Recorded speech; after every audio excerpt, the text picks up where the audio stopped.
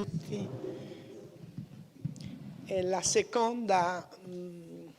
secondo giovedì in cui ci ritroviamo all'Ex Regio Museo e non a San Saturnino, che come voi sapete ha iniziato un percorso di restauro che mi auguro porterà alla sostituzione delle vetrate. Non si potranno più purtroppo eliminare, e speriamo che le prossime siano isotermiche e salvino questo nostro prezioso documento da un certo e sicuro disfacimento nei prossimi decenni. Come avete visto, il calcare si sta sbriciolando lentamente, quindi sarà un'azione di grande impegno per questa nostra basilica, che come molti luoghi importanti della Sardegna, a partire dai nuraghi, per tacere degli altri siti, sono figlie di un'ossessiva attenzione o restaurativa o scavatoria, che notoriamente è soltanto un'azione di distruzione, perché noi siamo per la manutenzione e non per il botox e quelle altre cose che ci si mette e che sappiamo sono distruttive anche per le facce delle donne.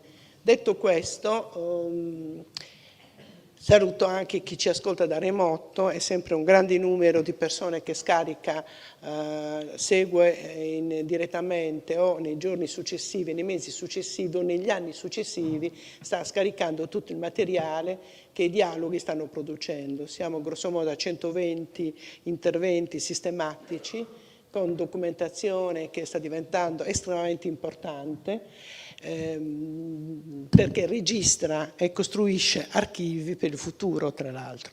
Quindi l'idea di registrare, trasmettere in streaming e poter poi recuperare la vince su una serie di iniziative inutili, perché poi sono cumulative in un giorno, a volte ci sono 5-6 iniziative, non sai bene da che parte andare. Succede che c'è uno spreco estremamente grande e grave di denaro pubblico da questo punto di vista, ma anche di possibilità che tutti potremmo avere nell'apprendere da personalità interessanti elementi. Quindi lo dico perché non è semplice avere questa sistematicità che noi siamo riusciti a garantire, tra l'altro con costi, essendo una pubblica amministratrice, senza costi. Nel senso che l'unico costo è la registrazione e basta, il resto sostanzialmente in assoluta gratuità. E questo profilo così rigoroso, no? Così un po' anche calvinista potrebbe apparire, ma di questa espressione andiamo tutti molto orgogliosi. Detto questo, abbiamo deciso di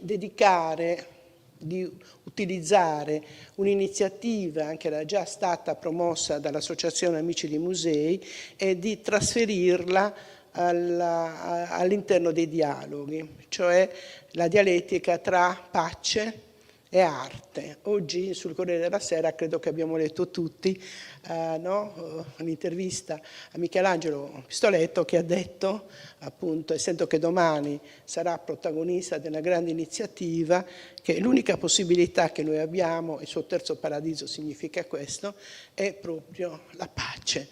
E quell'espressione romana, se vuoi la pace prepara la guerra, in realtà non si capisce che l'abbia detta, perché tutti i grandi imperatori romani in realtà hanno cercato la pace, e uno dei più grandi forse è stato Costantino, che con il concilio di Nicea, che celebra i 1700 anni quest'anno, il Santo Padre, la prossima settimana sarà proprio a Nicea, si inventò una delle pratiche più importanti della politica, cioè la mediazione tra molti componenti, sia della Chiesa, tutto lo scontro tra arianesimo e ortodossia, che si risolse nella pratica che noi tuttora abbiamo del cristianesimo, sia riuscendo a far dialogare l'Occidente con l'Oriente.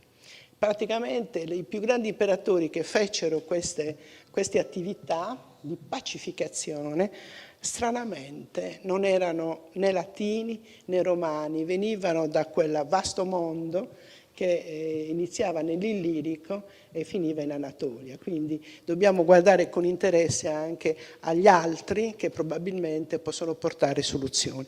E allora noi abbiamo pensato che era giusto che l'Associazione Amici di Musei e noi, come museo, potessimo sposare questa linea di pensiero che ha avuto delle grandi evidenze nella storia dell'arte e dell'architettura.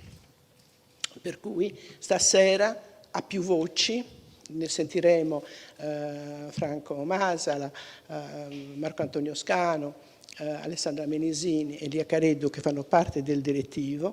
Vi anticipo altresì, prima di passare la parola a Franco Masala, che domani noi ci siamo fatti promotori come musei e insieme all'Associazione Amici di Musei, ma anche all'Associazione Nazionale Magistrati, nel promuovere e presentare un libro estremamente rilevante che vi invito a leggere sull'importanza della grammatica, che sembra una cosa così, come dire, inattuale, come tutte le cose inattuali è evidentemente necessaria. Saper usare la grammatica e la sintassi è una delle cose fondamentali, della base dei dialoghi, perché se ci si fraintende nella grammatica e nella sintassi si possono avere disastri che sono quelli delle persone che non riescono a dialogare perché forse non conoscono bene le grammatiche, e ne abbiamo episodi in presidenti di stati molto importanti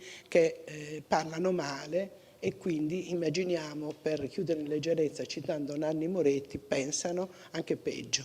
Allora la parola a Franco Masala che inizia il percorso.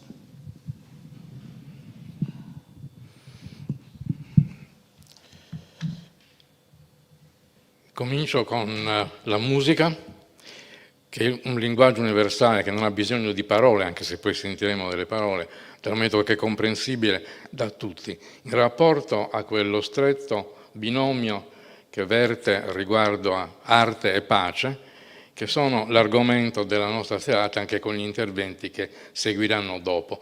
Nel testo di presentazione di questo incontro si è ricordato Guernica, il celebre grandissimo capolavoro di Picasso riguardante i bombardamenti sulla città basca del 1937, e come contrappeso ho scelto per questa copertina La colomba della pace di Picasso, che non è un caso risalga al 1961, anno di costruzione del muro di Berlino, che è l'apice della guerra fredda fra i due blocchi contrapposti, Occidente e Oriente, tanto per capirci e semplificare.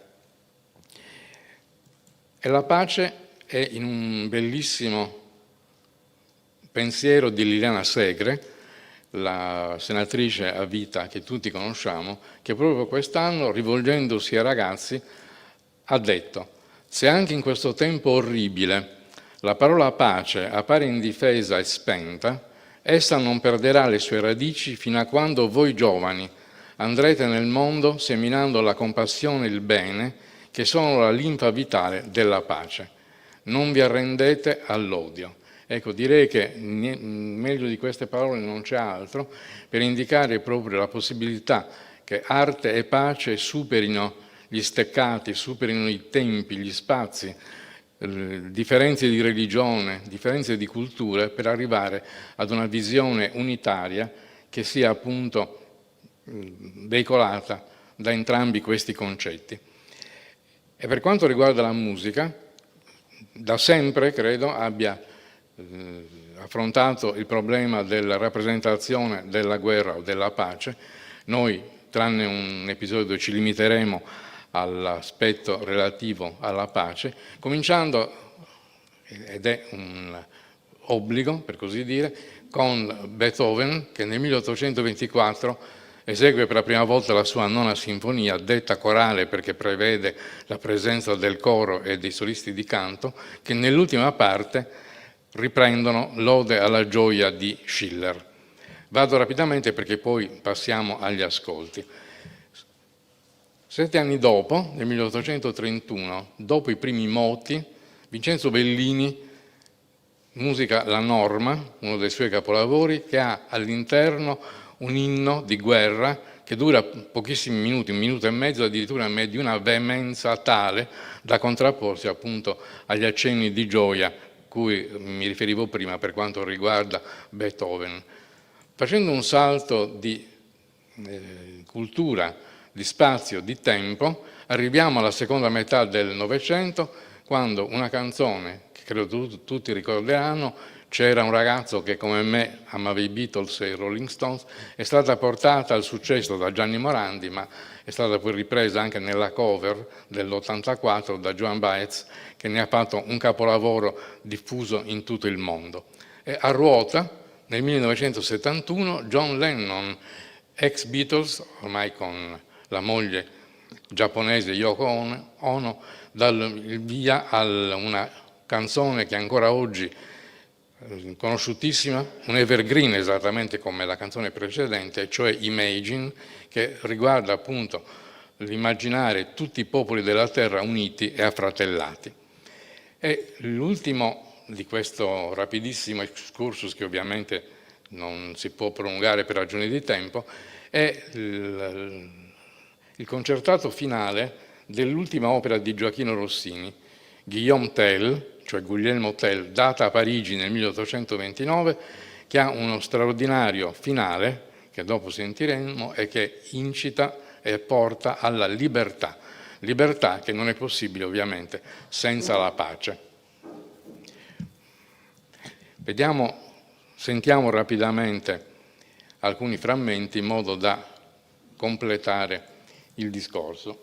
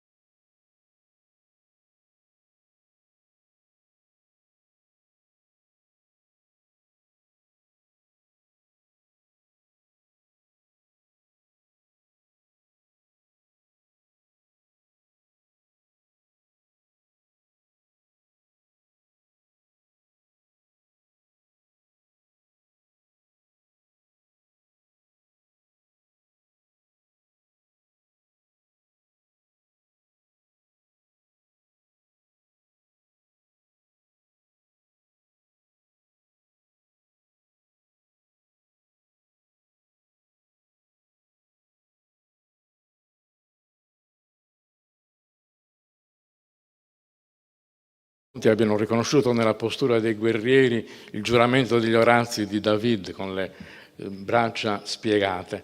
Ho scelto invece, per quanto riguarda, c'era un ragazzo che come me, non la versione di Morandi né quella della Joan Baez, ma quella di Mauro Lusini, che è poi il cantautore, autore della musica, anche perché è un frammento brevissimo tratto dalla RAI in un bianco e nero che è veramente un saggio di antropologia, e capirete subito il perché vedendo il look e l'abbigliamento di questo ragazzo.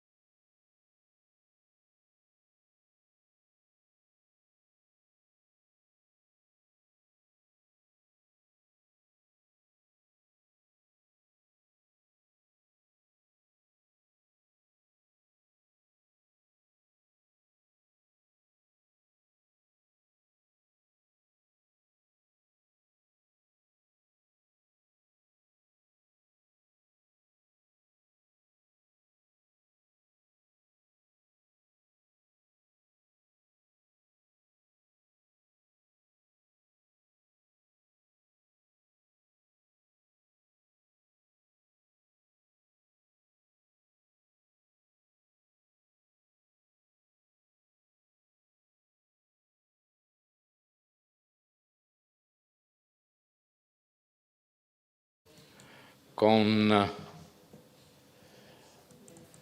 il finale del Guglielmo Tell, che credo riconoscerete tutti.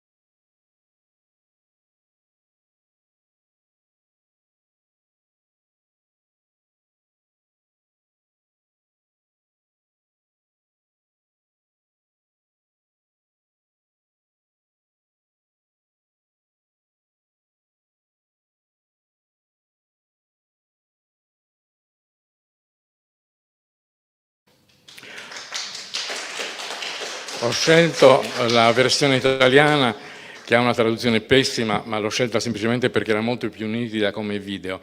C'è una frase bellissima nell'originale francese che dice: la libertà ridiscende dal cielo, ed è l'apertura appunto verso la speranza degli svizzeri finalmente liberi. Grazie. Grazie a Franco Masala. Chiamo Marco Antonio Scano, quindi andiamo.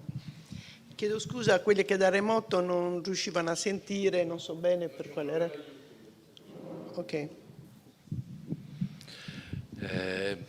Buonasera a tutti, io dovrò essere politicamente scorretto e riportare a una dimensione storica molto antica, in quanto la guerra generalmente sovrabbondava in passato e la pace era quella coatta imposta al popolo vinto. Qualcuno sostiene che la Bibbia sia l'unico libro con la capacità di uccidere e secondo soprattutto la versione del Tanakh, quindi la versione non cattolicizzata, esistono due tipi di guerra: la guerra volontaria offensiva, quella per la conquista del territorio, e la guerra obbligatoria che contro, diciamo, i popoli stanziati in Canaan e i discendenti di Amalek. Questa guerra è da condurre fino alla distruzione totale. Il Deuteronomio insegna come condurre la guerra, ma c'è soprattutto uno dei papiri di Qumran che dà delle istruzioni che chiaramente a seconda del luogo, a seconda del tempo, sono stati interpretati in un modo o nell'altro. Può essere considerata la guerra contro i figli delle tenebre, ma comunque la narrazione spesso ha offerto interpretazioni varie ed eventuali. Sono costretto a volare su queste slide che sono frutto di un duro lavoro, e quindi diciamo che la pace generalmente veniva concepita in una dimensione escatologica, e cioè alla fine dei tempi oppure dopo la morte. E la guerra viene vista come frutto della corruzione. L'uomo è un essere imperfetto e di questa imperfezione la guerra è diciamo, la conseguenza più evidente. C'è una pittura della nostra pinacoteca, del retabolo del presepio, che ci conduce a valorizzare finalmente la parola pace. Sono gli angeli che sulla mangiatoia cantano Gloria in excelsis Deo et in terra pax hominibus bone voluntatis. C'è da dire però che in ambito ebraico anche il termine shalom è abbastanza ambiguo, in quanto può identificare la pace comunemente intesa, ma è anche lo svolgimento della guerra senza troppi intoppi. Guardando anche al pensiero greco, diciamo che una pace strictu sensu non la troviamo la giustizia civica. Questa è generalmente la pace. E la città perfetta è quella autarchica, che si regge da sola, che ha la possibilità di in qualche modo trovare una dimensione di equilibrio. La rivoluzione arriva con San Paolo. E arriva con l'ebraismo grecizzato, che finalmente concepisce, diciamo, elimina le opposizioni Dio contro uomo, uomo contro uomo, e quindi ci avviamo verso quel concetto a cui accennava anche la professoressa. Il giudaismo rabbinico successivo alla distruzione del Secondo Tempio rinuncia un po' al messianismo che ultimamente è tornato di moda. E se leggiamo la lettera agli Efesini, fondamentalmente la pace è Cristo. La pace è Cristo, ma si evidenzia proprio la pace fra Dio e l'uomo nel corpo di Cristo, e anche la pace fra uomini, per cui non esistono più gli stranieri e non esistono più coloro che sono di un'altra religione. Il prototipo di questa rivoluzione è San Paolo.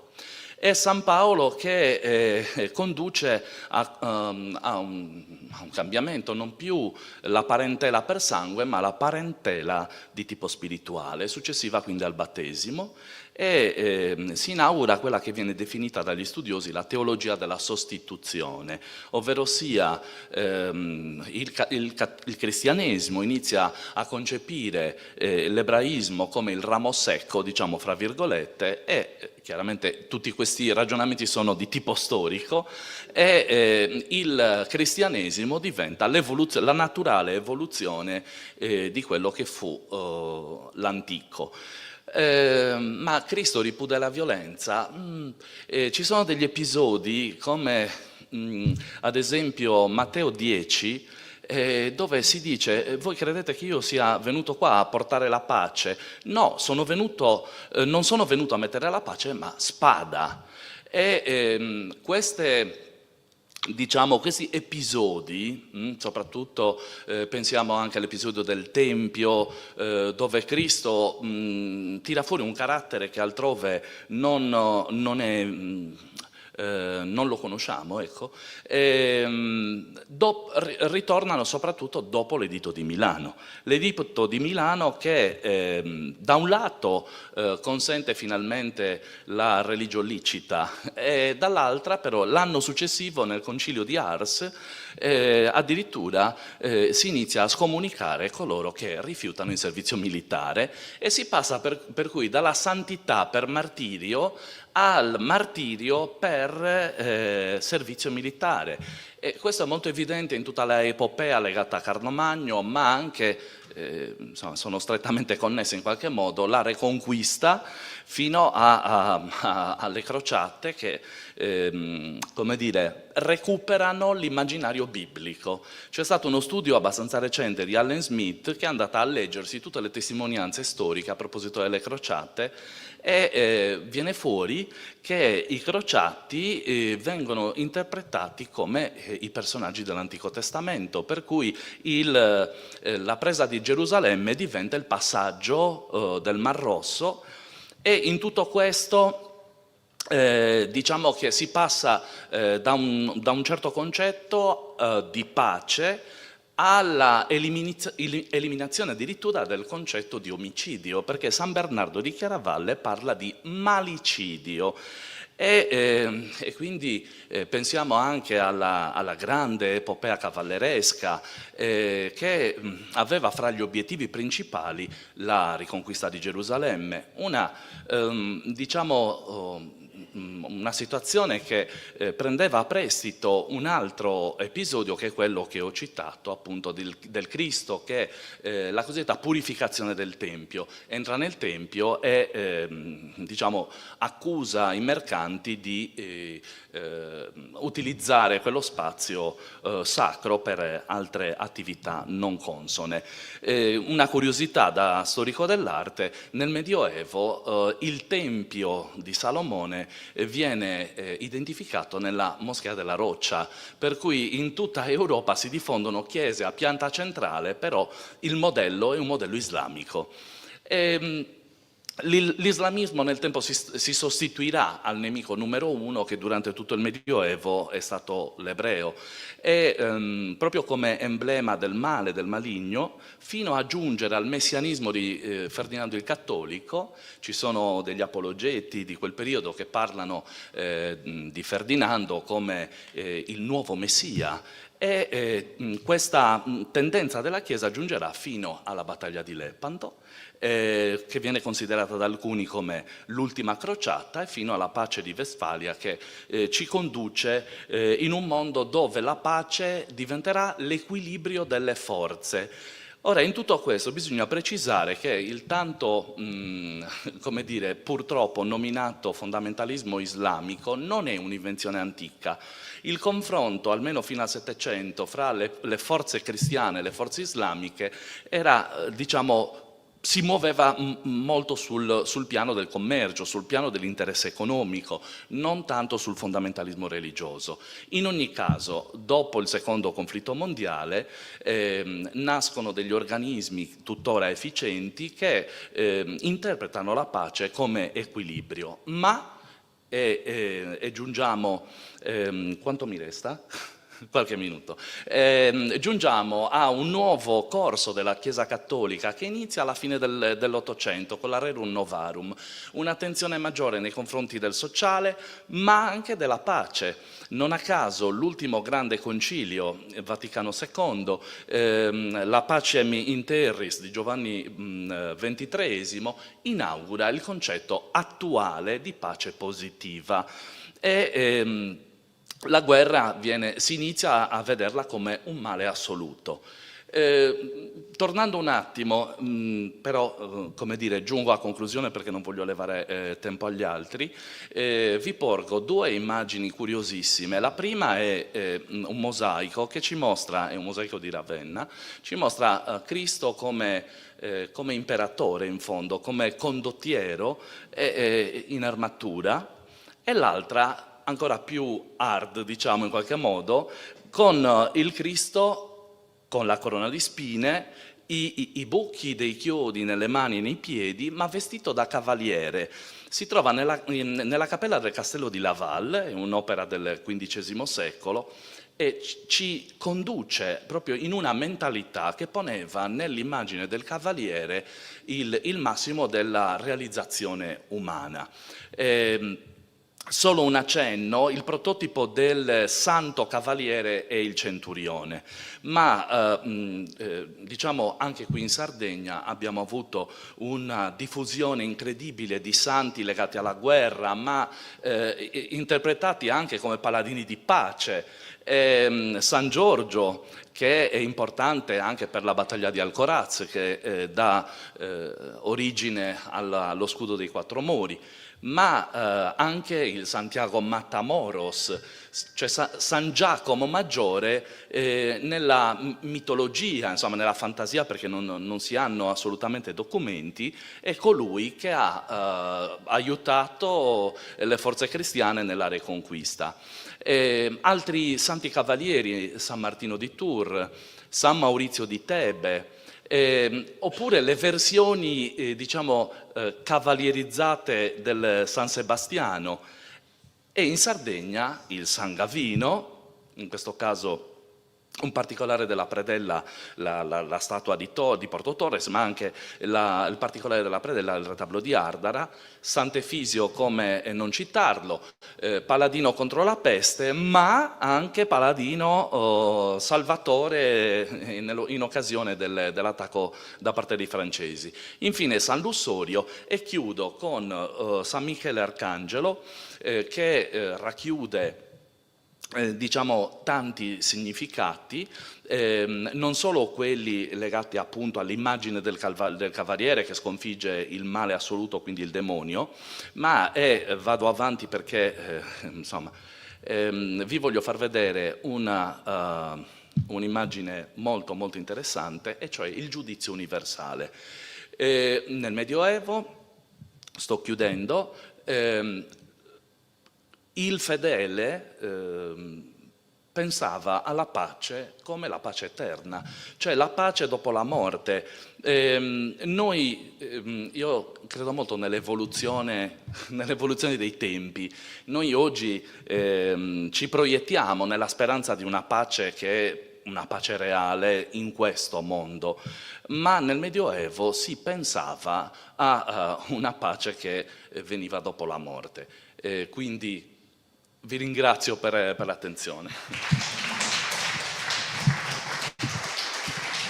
Prima di dare la parola ad Alessandra Menesini, vi voglio ricordare di una lezione fatta da Valeria Melis, che è una nostra giovane grecista molto importante negli studi di quel settore, che fa parte tra l'altro di un gruppo di antichiste filologhe molto femministe, perché leggendo tutta l'epica e la tragedia poi stanno individuando, a proposito di pace e di guerra, come tutte le portatrici di pace nella tragedia greca e nell'epica, cioè portatrici barra portatori, sono tutte figure femminili, tutte esecrabili tra l'altro, tutte minoritarie, tutte giudicate in maniera assolutamente moralistica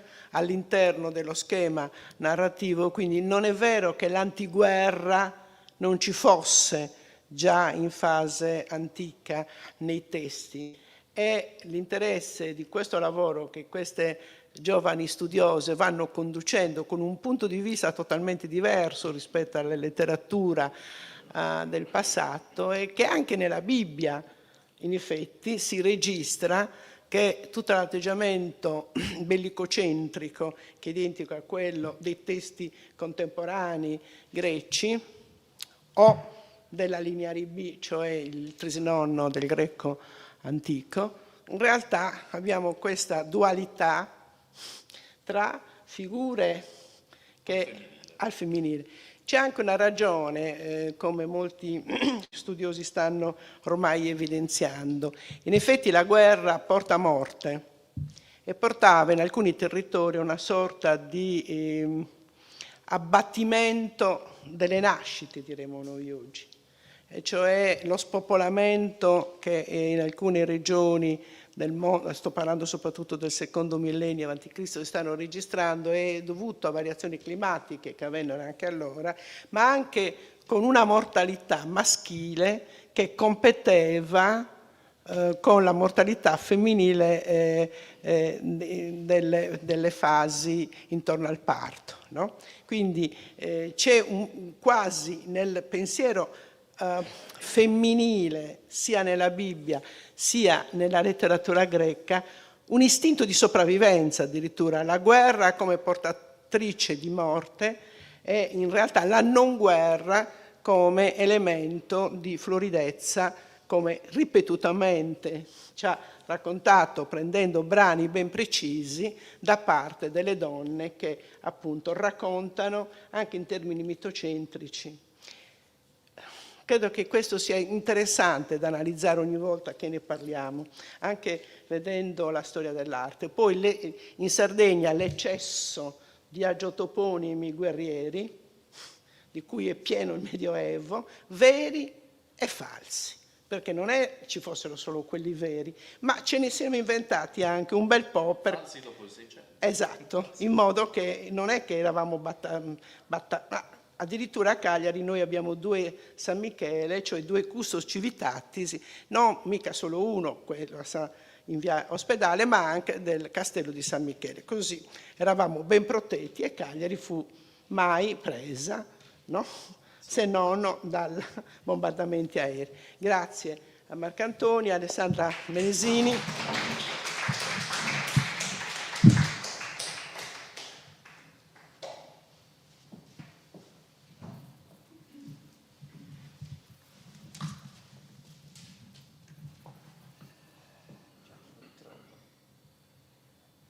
Non mi trovo, mi aiuta.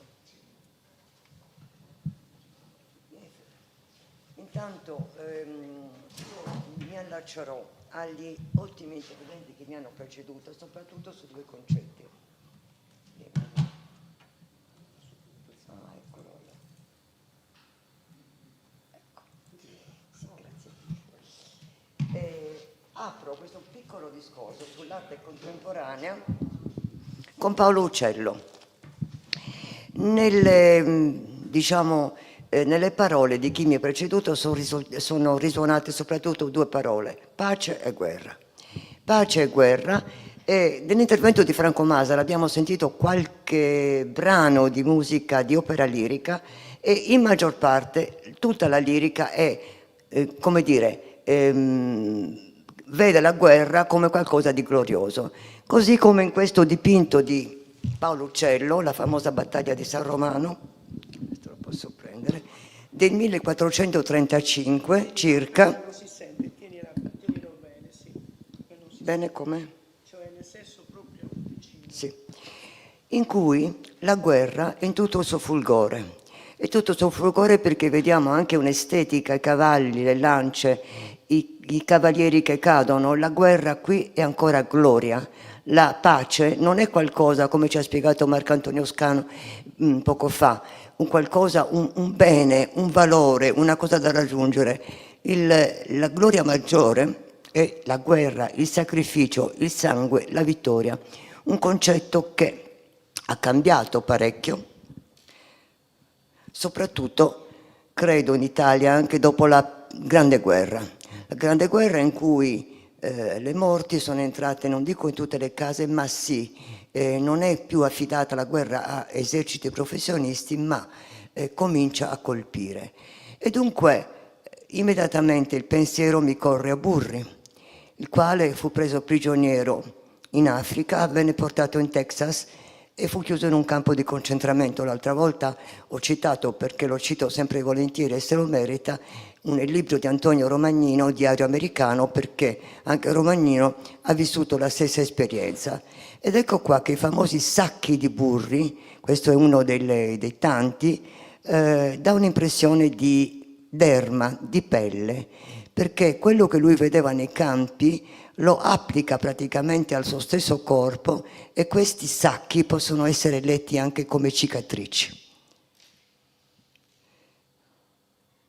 Ancora un sacco, come vedete, i solchi, i buchi, le ferite, in poche parole, sono molto evidenti. Naturalmente, essendo Burri è un grandissimo artista, tutto questo viene distillato, tutto questo viene composto in maniera tale che noi, a noi siamo raggiunti subito dall'estetica di questi pezzi, di queste composizioni, ma l'origine di questo uso di materiali tra l'altro sporchi, brutali, a una Biennale del 60 Burri fu rifiutato, adesso scandalo quello che lui usava, profanare l'arte con questo tipo di cose, di oggetti, non erano pennelli, non era olio, non era niente di nobile.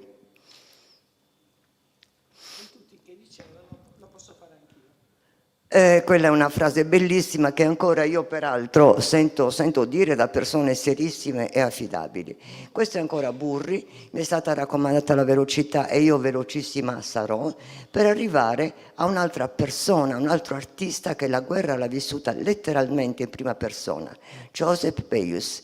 Narra la leggenda, perché non è stato del tutto acclarato, che lui volasse su un aereo, questo aereo è stato abbattuto in Crimea, e lui è stato ferito molto gravemente e curato dai tartari, da una tribù tartara che l'aveva accolto, con il grasso e col feltro. Due materiali che evidentemente gli hanno salvato la vita e che si è portato dietro per tutta la sua vita, e in questo caso la rappresentazione di un abito vuoto, cioè di una giacca senza uomini, c'è solo una stampella, una gruccia che regge questo abito. Beh, questa è una metafora molto evidente di quello che la guerra può fare e di quanto può svuotare di tutto. Noi tra l'altro stiamo parlando di guerra stasera in questo bellissimo posto, stiamo parlando di pace, stiamo parlando di speranza, in un momento in cui le guerre proliferano. Cioè è veramente un discorso di retroguardia forse il nostro, ma io ho voluto, mi sono permessa di intitolare questo mio contributo Arte come speranza. Non che gli artisti possano salvare il mondo o porre fine a tutti i conflitti, questo no, però hanno la possibilità di raggiungere le nostre coscienze, e questo che è molto importante. L'artista non ha il dovere di salvare il mondo, ha soltanto degli strumenti che, per chi le sa leggere, potrebbero, dico io uso il condizionale, creare delle situazioni migliori, più umane.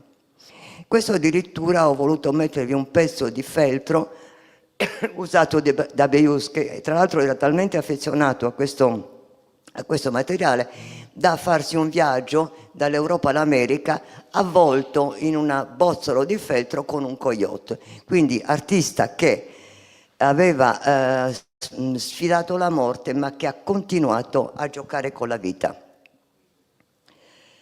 E così un'altra rappresentazione di Beuys con l'ascia in mano. Sono tutte rappresentazioni iconiche, metaforiche di come lui vedesse l'arte e l'utilità dell'arte. Abbiamo adesso un artista, un grandissimo artista, Kiefer. Kiefer, grazie Maria Antonia. Kiefer non parla direttamente di guerra nelle sue opere, non in maniera diretta, ma parla di una umanità schiacciata, di una umanità. Tra l'altro lui fa delle pitture che generalmente sono quadri dimensionali, cioè non c'è niente di piatto in quello che lui fa. E in questo era una mostra a Palazzo Strozzi. E questo si inceppò. Non mi va avanti. Forse è l'acqua. Ecco, questo è un angelo caduto. Allora, se vogliamo fare una definizione molto veloce, molto anche, diciamo, rustica di quello che fa Kiefer, lui dipinge il mondo col piombo. Usa il piombo in maniera incredibile perché il sentimento, la ragione, i valori sono come appesantiti anche in questi tempi contemporanei, perché insomma lo vediamo tutti i giorni, e però mette a contrasto molto bene. Naturalmente noi stiamo esaminando 1, 2, 3 opere, cioè una minima percentuale di quello che lui ha fatto, e a contrasto però l'oro. L'oro che rappresenta, come dire, il contraltare del nero della guerra, del nero della morte, del nero del delitto, perché in fondo la guerra cos'è se non una serie di omicidi? E tra l'altro una cosa molto interessante, proprio in questi giorni a Londra c'è una mostra in cui vede affiancati Van Gogh e Kiefer. E in cosa vengono, diciamo, accomunati questi due artisti così lontani per indole, per generazione, per tutto? Intanto Kiefer è un grande ammiratore di Van Gogh e in questa mostra sono affiancati i girasoli di Van Gogh e i girasoli di Kiefer. I girasoli di Kiefer naturalmente sono plumbei, sono pesanti, sono secchi, sono risecchiti, sono molto declinanti, però sono ancora pieni di semi. Semi che ci portano molto facilmente ai semi in basalto di Pinuccio Sciola, che nel 2008 furono stersi sul sagrato della Basilica di San Francesco e che sono lì veramente a significare davvero qualcosa che rappresenta la speranza, e questa speranza che rende i semi di Sciola qualcosa che è come una preghiera, la speranza perché ci sia qualcosa di meglio e di buono che germogli.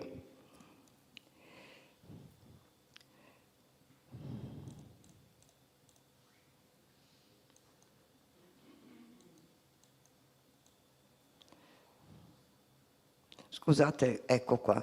Questa è un'altra foto diciamo, della distesa di semi. Qua c'è invece un primo piano di un seme, e quindi che cos'è il seme? In effetti è una pietra spaccata, di forma un po' ovoidale, in cui si vede l'anima. Qua i semi sono sparsi non assisi, ma su un semplice prato, su un semplice terreno. Questo è come un monumento, può essere chiamato un dolmen, può essere anche definita una preghiera. Qua sono invece sparsi in campagna, laddove a Pinuccio piaceva molto innaffiarli, perché dovevano crescere i licheni. Quindi che cosa in questo caso? Un'altra forma di vita. E infine, e qui chiudo, questo non è un seme di basalto, questa è una pietra che germoglia qualcosa, che germoglia dei fogli. Ed è su questa immagine che io vi ringrazio e voglio chiudere questo mio intervento ringraziando anche le organizzazioni.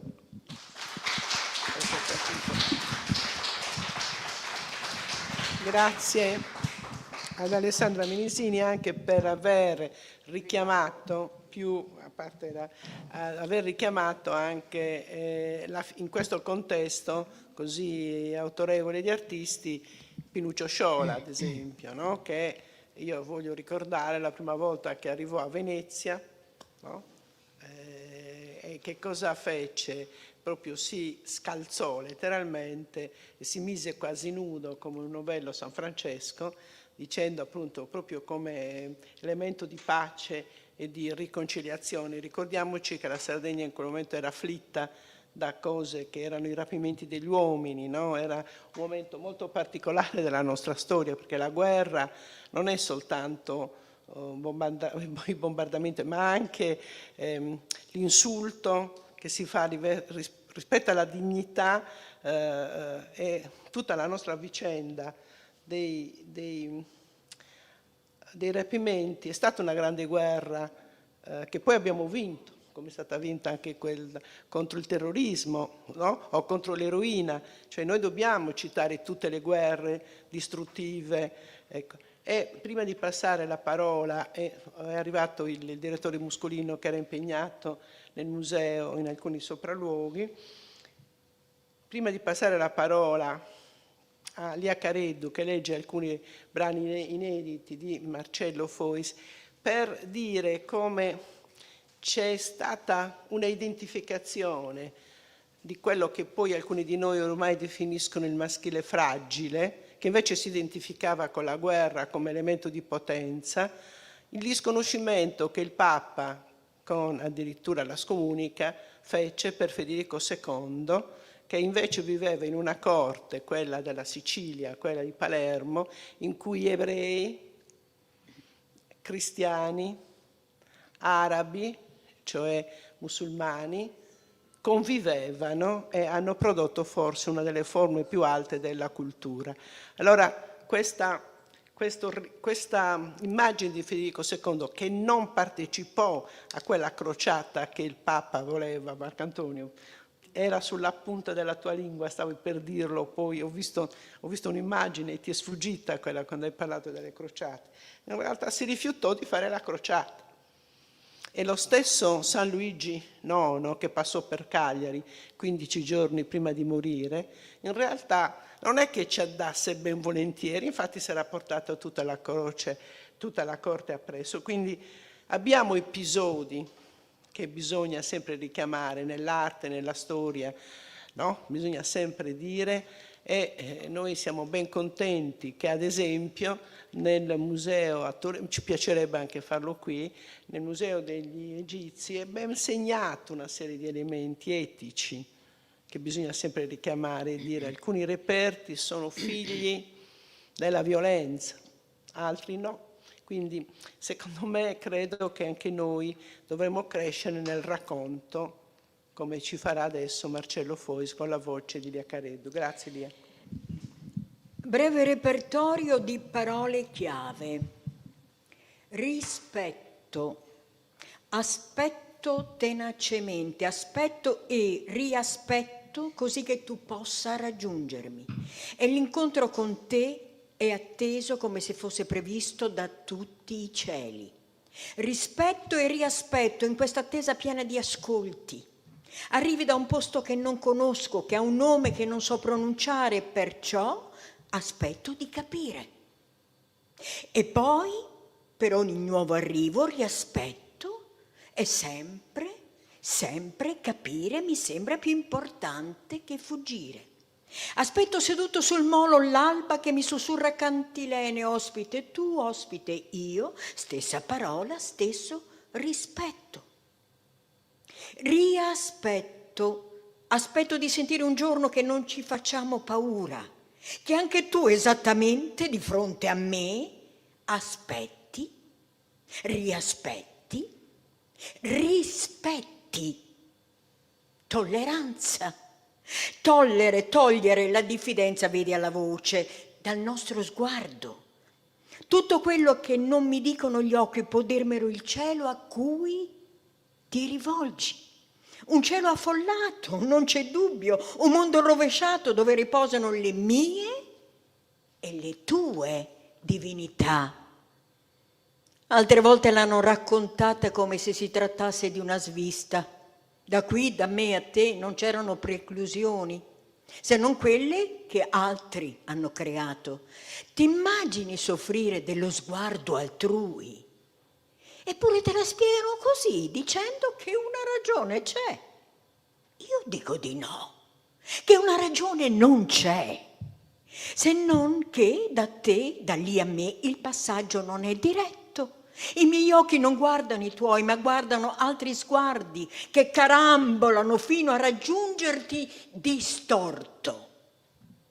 L'hanno anche raccontata in modo che tu sembrassi non voler vedere, non voler guardare, per timore della tolleranza, che la tolleranza non prevede mediazioni e ogni mediazione è un diaframma tra gli sguardi. Dicono che tolleranza è separazione. Nell'esercizio sterile di cercare le parole chiamano giusta distanza la divisione. Ma la tolleranza non prevede divisioni, si esercita nell'unione. Mediazione è l'intolleranza perché avviene prima che sia esercitata in absentia, senza che sia chiaro il tempo e il luogo, intollere, togliere, distogliere.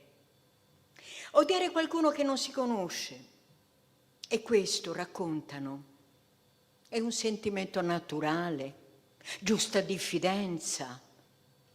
Io dico di no.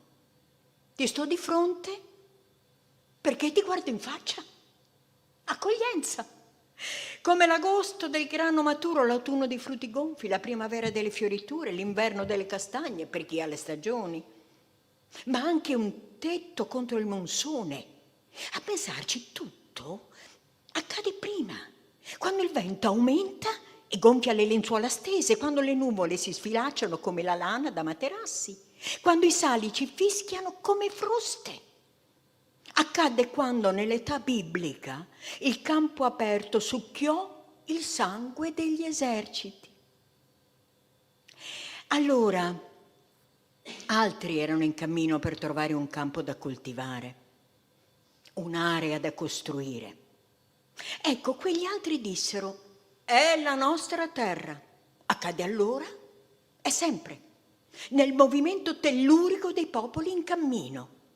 Gli ebrei, gli africani, gli albanesi, i palestinesi, a tutti la terra rispondeva e risponde con gli stessi frutti. A tutti il cielo rispondeva e risponde con la stessa pioggia.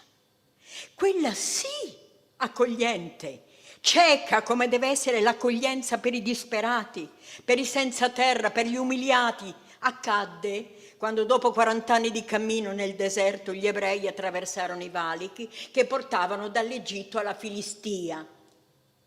Loro fuggivano e ora attraversarono le terre dei Filistei, fuggiti a loro volta da Creta. E fu sangue, perché non si riconobbero e non si accolsero. Dallo stesso valico verso l'Egitto passano i palestinesi che vogliono sopravvivere all'embargo, vittime di questo gioco infinito di posizionamento. Palestina è nome romano, nell'accezione del paternalistico disprezzo. Era Felistim, che gli arabi pronunciarono Filastin e i romani imposero Palestina. Ora vedete dal nome stesso come la storia sia un ritorcersi e contorcersi e ancora ritorcersi. Da quello stesso valico da cui passarono gli ebrei per sopravvivere, oggi passano i palestinesi per sopravvivere. E gli uni erano lì prima dei tempi, ma gli altri pretesero spazio e accoglienza. E oggi ancora gli uni pretendono dagli altri quanto ritengono gli spetti. Che siamo sempre fuggiaschi e inseguitori, e sempre inseguitori e fuggiaschi. Per sempre correvano foreste dove ora è deserto, e per sempre se vedeste la culla di ogni civiltà, capireste che non c'è scampo a rifiutare l'accoglienza della terra. Ecco, i santi che vivono a Gaza o a Tel Aviv affermano che bastava chiedere la terra e sono certi per Allah o per il Dio di Abramo che la terra avrebbe risposto. Ecco, frutti per tutti. Ciecamente avrebbe moltiplicato le risorse. Ma gli uomini decisero per lei e la resero sterile per egoismo, diaspora. Come le piante lanciano spore e seminano, come gli amanti che gerenano e si moltiplicano, fanno i figli che si disperdono e a loro volta fanno figli per i secoli dei secoli. Casa.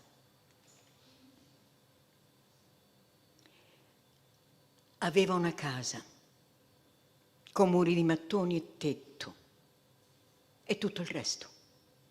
E dentro la casa aveva mobili e dentro i mobili un'infinità di cose, utili, inutili. Aveva una casa circondata da un muro e persino una zolla di giardino. Aveva una casa e dentro quella casa teneva la foto dei figli, dei nipoti. Ci invitava gli amici in quella casa. La teneva pulitissima. Riparava le scrostature dell'intonaco, controllava che non entrasse acqua dal terrazzo. Perché una casa è inviolabile come un tempio. Qualcuno lo incontrava e gli diceva: Muhammad o David, è bella la tua casa? E lui, Muhammad o David che fosse, chinava la testa, tirava dritto e diceva tra sé: è la casa dove prego, dove mangio, dove sono stato felice, infelice. È una casa. E una casa è inviolabile come una fanciulla, come una donna fatta. Una casa è inviolabile come il sorriso di uno sposo. Ecco, aveva quella casa, esattamente lì dove vedi macerie. Era lì dove la terra ha spalancato la bocca. Aveva una casa semplice, precisa come il disegno di un bambino, con stanze ombrose, fresche d'estate. Raccontano che prima della casa qui ci fosse un campo arido e prima ancora un'oasi di palme. Dicono che da millenni questo fazzoletto di terra sia valso un numero impronunciabile di vite umane. Eppure è un piccolo terreno, è una piccola casa. Ma dicono che la storia passa sulle piccole cose come sulle grandi. Solo che le piccole cose non si raccontano. E anche se si raccontano, nessuno le sente. Quella casa era lì, tornata al segno sul terreno accidentato. Aveva una casa e dentro la casa aveva respiri e affetti, Muhammad o David che si chiamasse.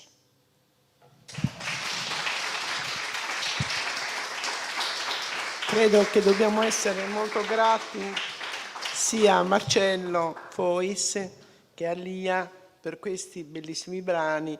In fondo noi credo che in questo percorso dei dialoghi molto abbiamo messo in evidenza la creatività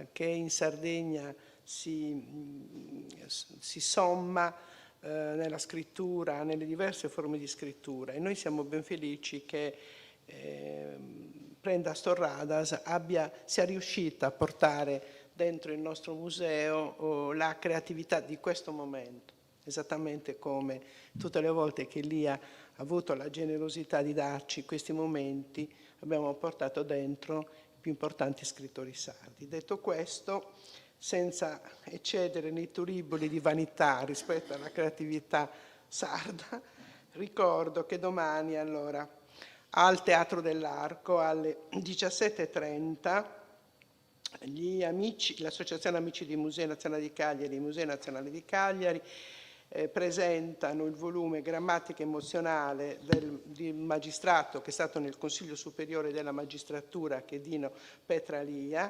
Quindi saranno presenti Franco Masala, che introduce e coordina la serata e la presentazione del libro, ma anche appunto Rita De Dola, che è il vicepresidente dell'Associazione Amici di Musei, Marcantonio Scano, che è sempre del direttivo dell'Associazione Amici di Musei, e la Cristina Ornano, che è la presidente del Tribunale di sorveglianza di Cagliari, e naturalmente ci fa l'onore di essere presente anche il dottor Luigi Patronaggio, che è il procuratore generale della Corte d'Appello di Cagliari.